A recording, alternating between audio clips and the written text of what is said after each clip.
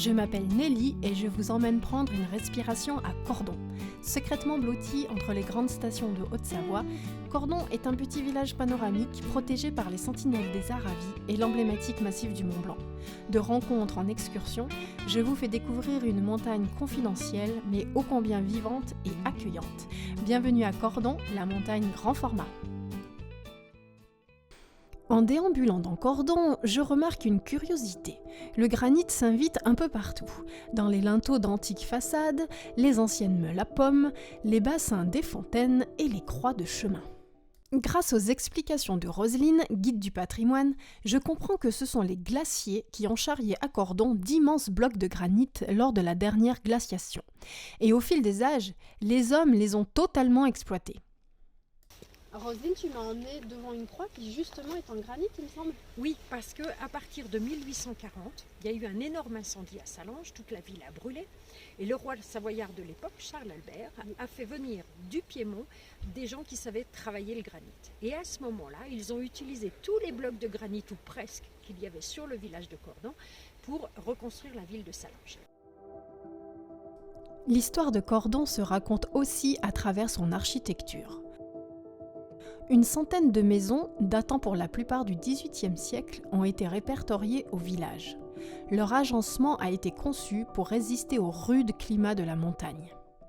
Les maisons de Cordon sont très typiques parce qu'elles répondent vraiment à la survie de la population au XVIIIe siècle. Oui. Donc la plupart ont été construites dans ce siècle-là. On en a dénombré jusqu'à une centaine à peu près.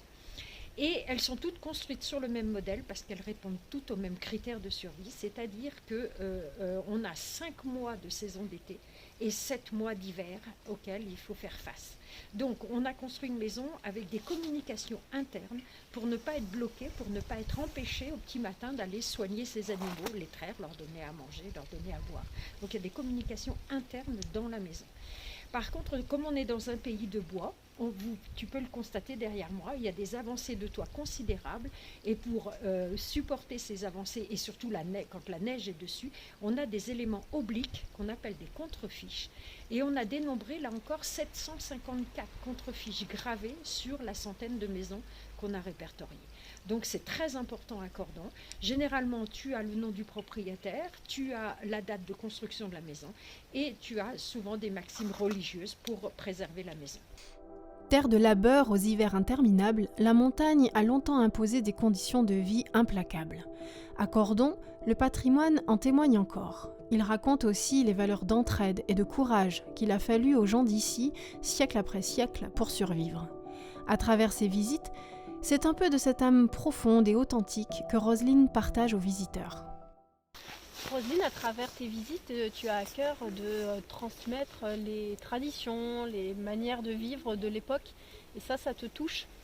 Ce que j'ai surtout à cœur, en fait, c'est de faire comprendre que ce village, c'est pas superficiel. Il y a toute une histoire derrière. Il y a des gens qui l'ont construit.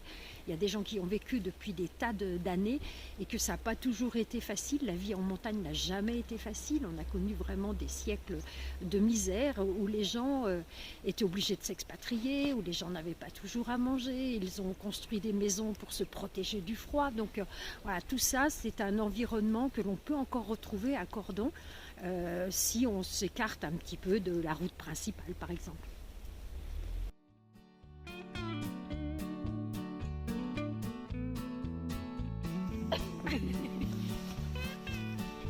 Ne me fais pas rire parce qu'on va plus s'en sortir.